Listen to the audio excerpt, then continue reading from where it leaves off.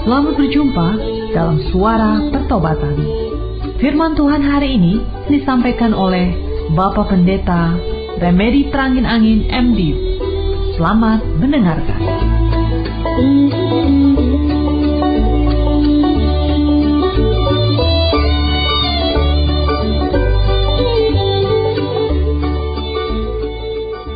Terima kasih Tuhan Yesus, Engkau telah mempersatukan kami kembali dalam persekutuan lewat udara.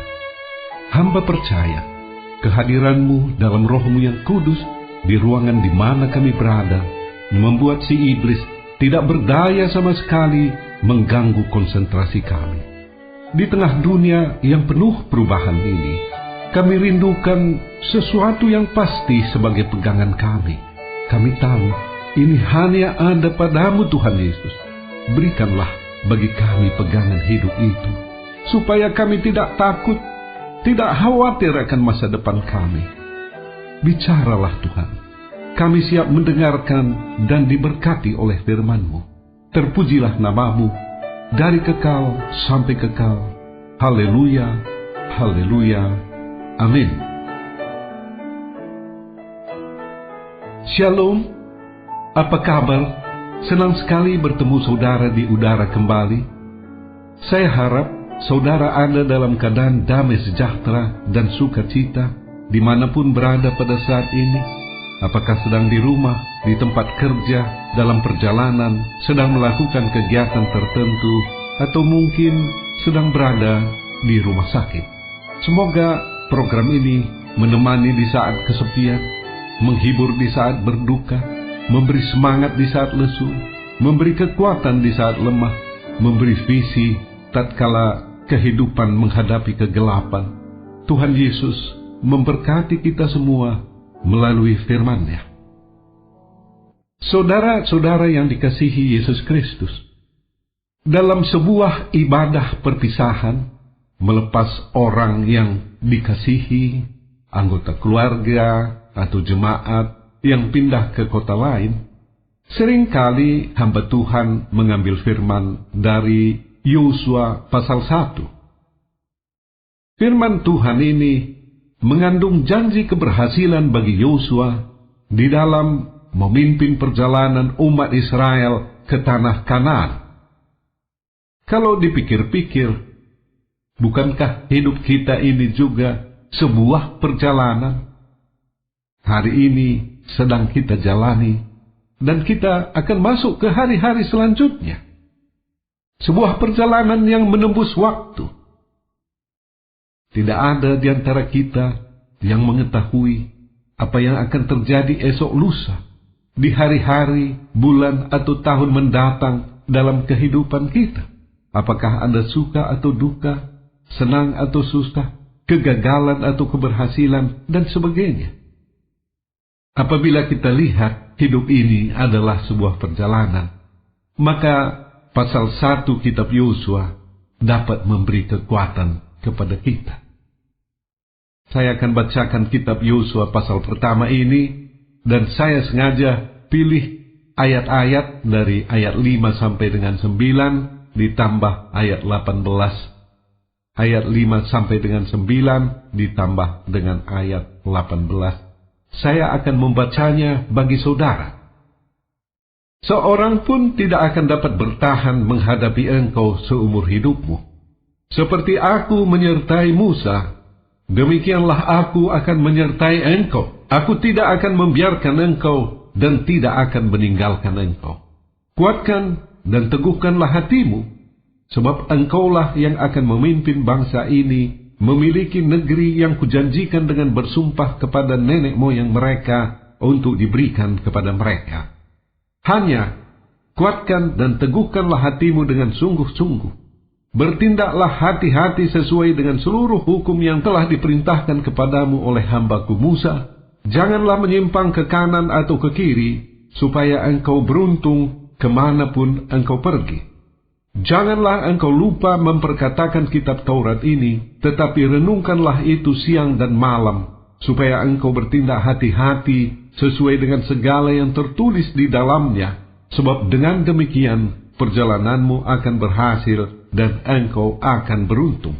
Bukankah telah kuperintahkan kepadamu, kuatkan dan teguhkanlah hatimu. Janganlah kecut dan tawar hati, sebab Tuhan Allahmu menyertai engkau kemanapun engkau pergi. Ayat 18. Setiap orang yang menentang perintahmu dan tidak mendengarkan perkataanmu, apapun yang kau perintahkan kepadanya, dia akan dihukum mati. Hanya kuatkan dan teguhkanlah hatimu. Demikianlah firman Tuhan. Dari ayat-ayat yang kita baca, ada 4 kali tertulis kata-kata, kuatkan dan teguhkanlah hatimu. Kalau 2 kali saja sebuah perkataan diulang dalam pasal yang sama, sudah menunjukkan sebuah penekanan yang penting, maka dalam Yosua pasal 1, ada 4 kali kata-kata, kuatkan dan teguhkanlah hatimu disebut. Ketika menemukan hal ini, saya bertanya dan merenungkan dalam hati, kenapa Tuhan mengucapkan kata-kata ini sampai 4 kali? Kalau kita lihat latar belakangnya, Yosua pasal 1 adalah ibarat sebuah pidato, sebuah amanat yang disampaikan Tuhan ketika melantik Yosua sebagai pengganti Musa memimpin umat Israel. Yosua adalah pembantu Musa. Ia sudah melayani Musa sejak masih berusia muda. Tanggung jawabnya sebagai pemimpin sangat berat untuk mencapai tanah Kanaan, tanah yang dijanjikan Allah bagi umat Israel. Yosua harus membawa puluhan ribu orang Israel, termasuk orang-orang lansia, lanjut usia, perempuan dan anak-anak, menyeberangi sungai Yordan dan melewati Yeriho, sebuah kota yang berbenteng yang dikelilingi oleh kubu yang sangat kuat. Wajar sekali kalau Yosua apabila memakai akal pikiran semata akan berkata, "Aku tidak sanggup Tuhan, jangan aku pilihlah orang lain." Tetapi Yosua sudah terlatih tidak hanya menggunakan akal pikiran semata, tetapi juga menggunakan iman. Pada waktu bersama 9 rekannya yang lain diutus sebagai mata-mata memasuki tanah Kanaan, mereka melihat orang-orang yang tegap dan besar perawakannya. Teman-temannya yang lain ketakutan melihat mereka. Hanya Yosua dan Kaleb yang berkata dalam iman bahwa mereka pasti bisa menaklukkan tanah Kanaan karena Tuhan beserta dengan mereka. Yosua adalah orang yang beriman. Saya kira kita sedikit pun tidak ragu tentang hal itu. Tetapi ingat, Yosua adalah juga seorang manusia yang punya akal dan pikiran. Dalam iman ia yakin mereka akan berhasil mencapai tujuan, yaitu tanah Kanaan. Tetapi secara akal dan pikiran, ia tentu berpendapat bahwa mencapai tanah Kanaan itu adalah sesuatu yang tidak mungkin. Dalam kondisi seperti ini, Tuhan menguatkan Yosua. Dan perkataan Tuhan, kuatkan dan teguhkanlah hatimu, yang diulang sampai 4 kali, dimaksudkan untuk melenyapkan ketakutan dan kekhawatiran dari hati Yosua. Saudara-saudara yang dikasihi Yesus Kristus, dalam perjalanan hidup kita ke depan, bukankah kita juga sering diliputi ketakutan atau kekhawatiran? Kita harus membawa anak-anak dan keluarga kita menyeberangi sungai rintangan dalam perjalanan waktu. Kita harus menembus berbagai tembok penghalang dalam kehidupan kita. Dalam kondisi seperti ini, firman Tuhan hari ini menguatkan kita. Keempat kata-kata, kuatkan dan teguhkanlah hatimu, akan menghilangkan kekhawatiran dan ketakutan kita menghadapi masa depan. Ada amin, saudara. Puji Tuhan, puji Tuhan. Mari kita melihat beberapa hal tentang kuatkan dan teguhkanlah hatimu ini. Pertama, dari ayat 6. Kuatkan dan teguhkanlah hatimu, sebab engkaulah yang akan memimpin bangsa ini memiliki negeri yang kujanjikan dengan bersumpah kepada nenek moyang mereka untuk diberikan kepada mereka. Kuatkan dan teguhkan hati kita, ingat janji Tuhan. Saudara, ada begitu banyak janji-janji firman Tuhan di dalam Alkitab Perjanjian Lama dan Perjanjian Baru. Misalnya, Mazmur 112 berkata, orang yang takut akan Tuhan, anak cucunya perkasa di muka bumi. Maleakhi 3 ayat 10 berkata, apabila kita membawa persembahan persepuluhan ke rumah perbendaharaan, maka Tuhan akan membukakan tingkap-tingkap langit dan mencurahkan berkat kepada kita sampai berkelimpahan. Ada ribuan janji firman Tuhan yang tertulis di dalam Alkitab.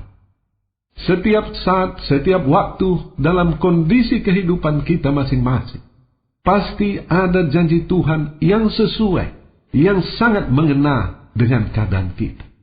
Janji adalah hutang yang Tuhan akan bayarkan, asal kita tidak takut, bimbang, dan ragu. Hutang itu dibayarkan Tuhan kepada orang-orang yang mengamininya.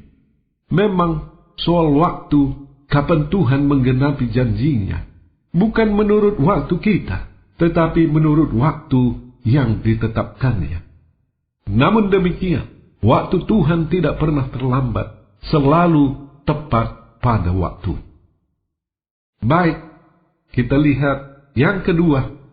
Kuatkanlah dan teguhkanlah hatimu, dari ayat 7 pembacaan kita tadi demikian. Hanya kuatkan dan teguhkanlah hatimu dengan sungguh-sungguh, bertindaklah hati-hati sesuai dengan seluruh hukum yang telah diperintahkan kepadamu oleh hambaku Musa. Janganlah menyimpang ke kanan atau ke kiri, supaya engkau beruntung kemanapun engkau pergi.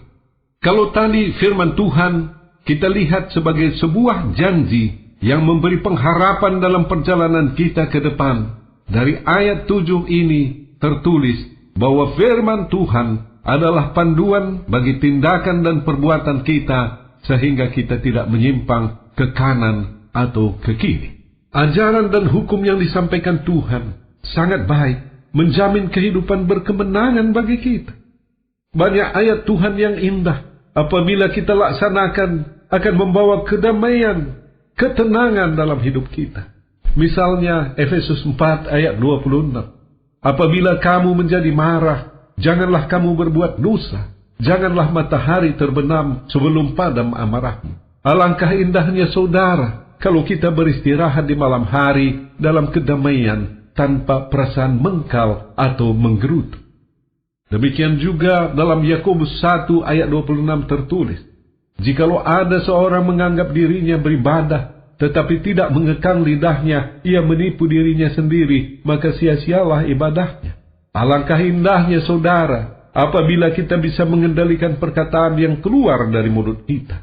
Pertengkaran, kesalahpahaman, bahkan perseteruan yang pernah kita alami, mungkin dulu bisa kita hindarkan apabila kita bisa menjaga lidah kita.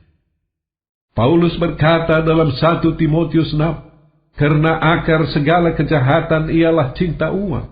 Sebab oleh memburu uanglah beberapa orang telah menyimpang dari iman dan menyiksa dirinya dengan berbagai-bagai duka. Kita bisa periksa kehidupan kita, saudara. Apakah berbagai kemelut yang kita alami berakar dari kecintaan kita akan uang? Firman Tuhan memberikan kita rambu-rambu yang jelas dalam perjalanan hidup ini. Apa yang boleh dan apa yang tidak boleh kita lakukan. Tuhan mengatakan kepada Yosua bahwa Yosua akan berhasil dalam hidupnya apabila ia berjalan menuruti rambu-rambu itu. Kita akan berhasil dalam perjalanan hidup ini apabila kita menurut petunjuk-petunjuk yang diberikan oleh Tuhan.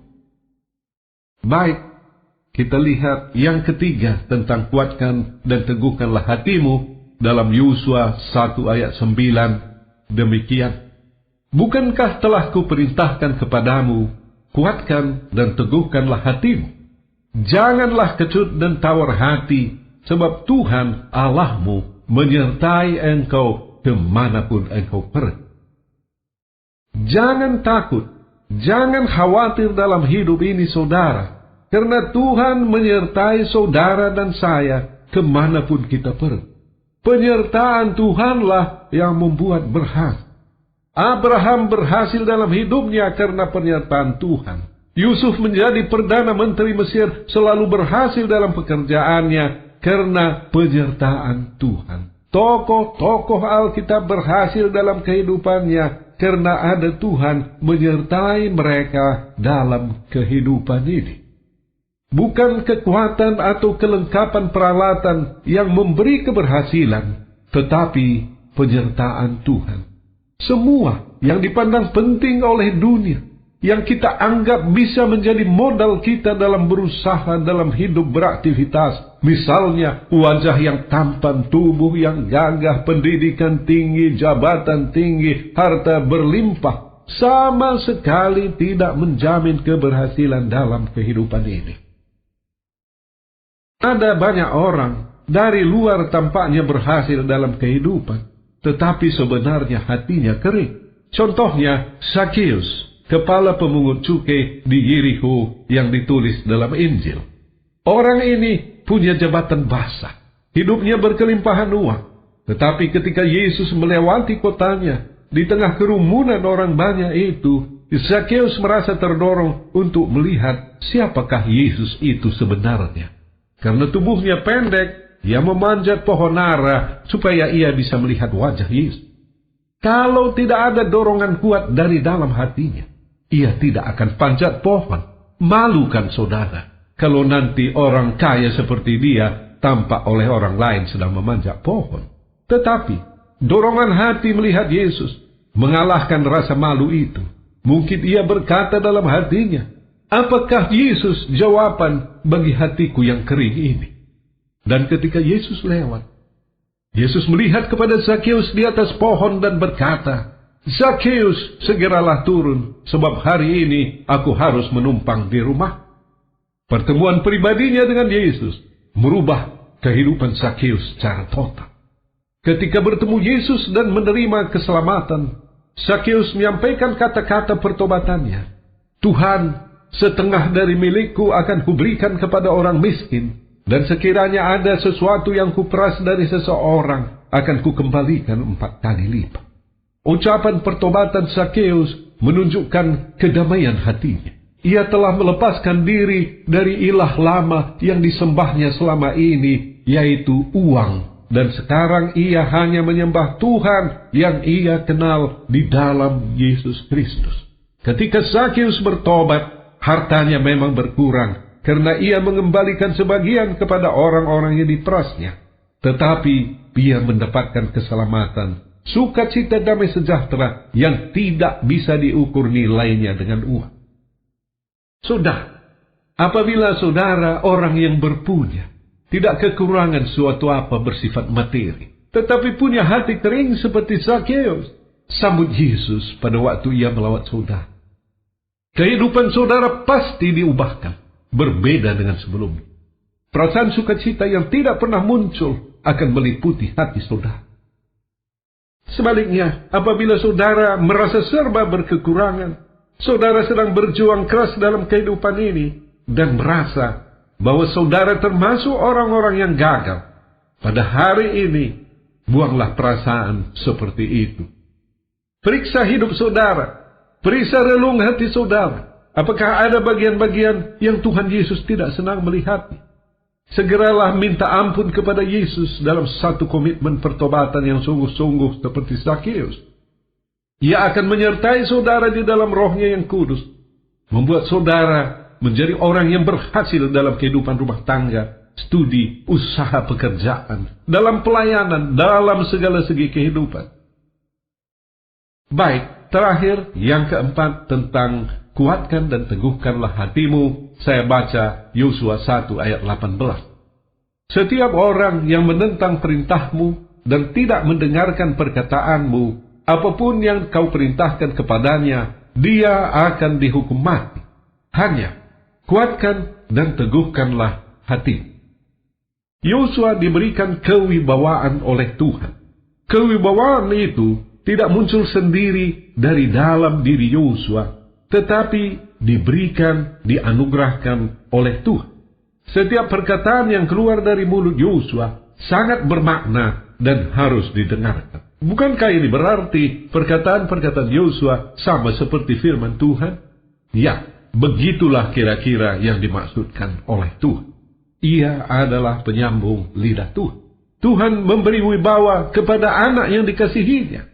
Tuhan mengucapkan kata-kata berkat bagi Abraham dalam Kejadian 12 ayat 3. Aku akan memberkati orang-orang yang memberkati engkau, dan mengutuk orang-orang yang mengutuk engkau, dan olehmu semua kaum di muka bumi akan mendapat berkat.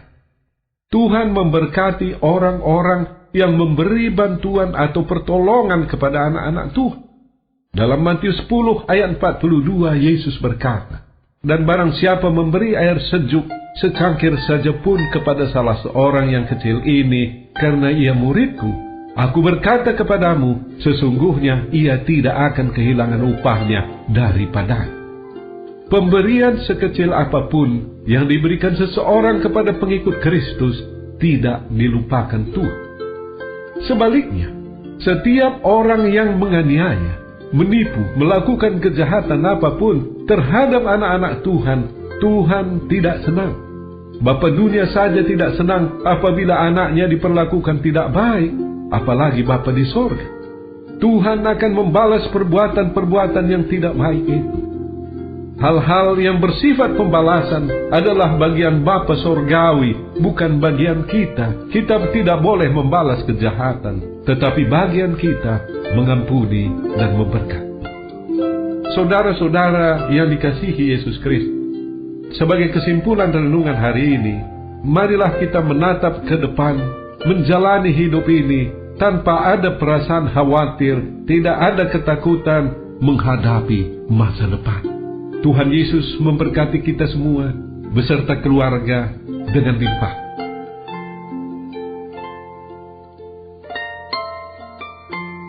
Bagi saudara yang merasa dijamah oleh firman Tuhan, oleh Roh Kudus, sehingga menyadari dosa saudara, hidup tersesat selama ini, ikuti saya mengucapkan sebuah doa sederhana. Tuhan Yesus, ampuni hamba yang berdosa ini. Sungguh-sungguh kusadari dosaku. Aku memohon pengampunanmu. Aku rindu pimpinanmu dalam perjalanan hidupku ke depan ini. Haleluya, haleluya, amin. Bagi saudara yang sedang sakit, saya undang meletakkan tangan di bagian tubuh yang sakit, atau pusatkan hati pada penyakit saudara, apapun bentuk dan manifestasinya. Saya akan berdoa bagi saudara. Seturut dengan firman-Mu, dalam pekabaran Injil, ada kuasa mujizat termasuk penyembuhan. Tuhan Yesus, jamah setiap saudara yang sedang sakit, yang sedang mendengarkan siaran ini. Sembuhkanlah mereka. Haleluya, haleluya, amin. Bagi saudara yang punya akar pahit, luka jiwa, tidak bisa mengampuni seseorang atau beberapa orang karena perbuatan mereka yang sangat melukai hati saudara, saya rindu berdoa bagi saudara. Tuhan Yesus, tolong lawat saudara yang punya akar pahit luka jiwa. Saudara kami tidak punya kemampuan mencabutnya, tetapi Engkau sanggup. Cabutkanlah akar pahit itu. Haleluya, haleluya, amin. Akhirnya, hamba berdoa untuk seluruh pendengar siaran ini, dimanapun mereka berada. Berkati mereka secara keluarga dan pribadi. Berkati pekerjaan, usaha dan studi mereka. Terpujilah namamu dari kekal sampai kekal. Haleluya, haleluya, amin.